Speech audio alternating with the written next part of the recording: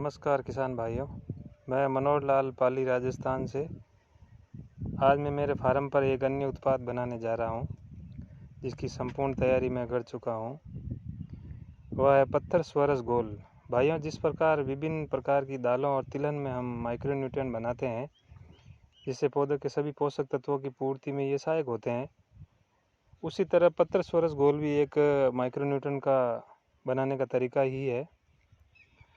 दोस्तों, वैसे मैंने जैसे अपन ने किताबों में भी पढ़ा है कि पृथ्वी पर पौधों के विकास के लिए लगभग 118 तत्वों की उपस्थिति दर्शाई गई है।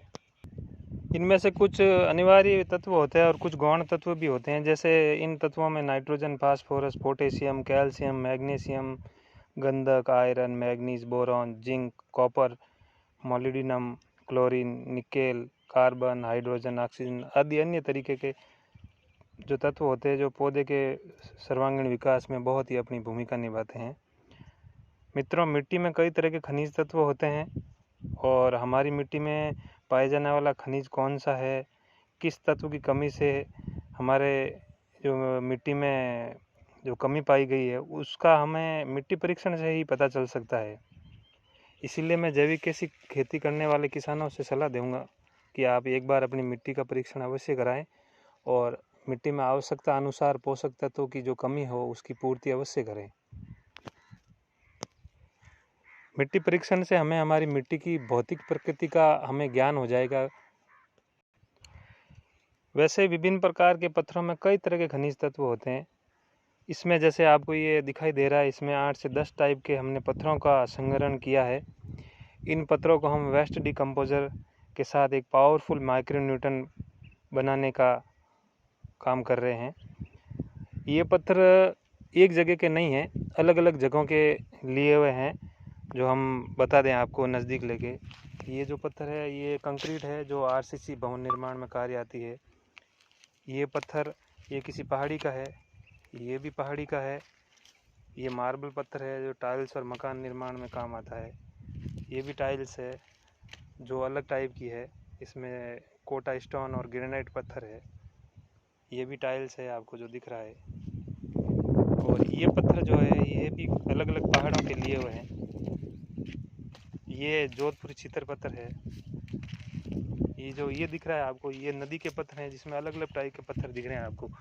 रंग बिरंगे पत्थर है इसमें, लाल, काला, पीला, स्लेटी कलर। इन पत्थरों की प्रकृति को हम देखकर बता सकते हैं कि इनमें कई तरह के खनिज तत्व पाए जाते हैं। इन पत्थरों को हम वेस्ट डिकम्पोजर के साथ, जो माननीय कृष्ण चंद्रा जी का इजाद किया हुआ किसानों का महत्वपूर्ण ब्रह्मास्त्र है, इसी वेस्ट डिकम्पोजर के माध्यम से पत्थरों में पाए जाने वाले खनिज तत्वों को हम तरल रूप में लीचिंग करके हम घोल को पौधों और सब्जियों में देने के लिए जैविक खेती को बढ़ावा दे सकते हैं। इसे हम 20 दिन तक वेस्ट डिकम्पोजर के साथ ड्रम में रखेंगे। 20 दिन बाद इन पत्थरों में पाए जाने वाले खनिज तत्व हम अवेलेबल फॉर्म में प्राप्त कर लेंगे और इन पत्थरों को हम इस ड्रम में डालेंगे।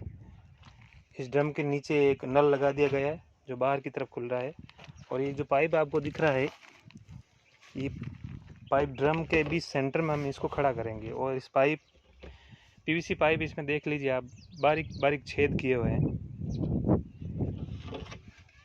इसको हम बीच सेंटर में इस टाइप खड़ा करके रख देंगे और चारों ओर लेयर बाय लेयर इन पत्थरों को हम सेट करेंगे।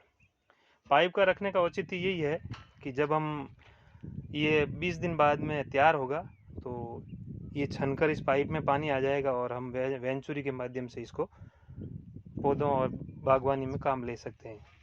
और दूसरा तरीका ये नल का भी है, जो नल से हम बाहर लेके किसी दूसरे ड्रम में डालकर भी काम कर सकते हैं।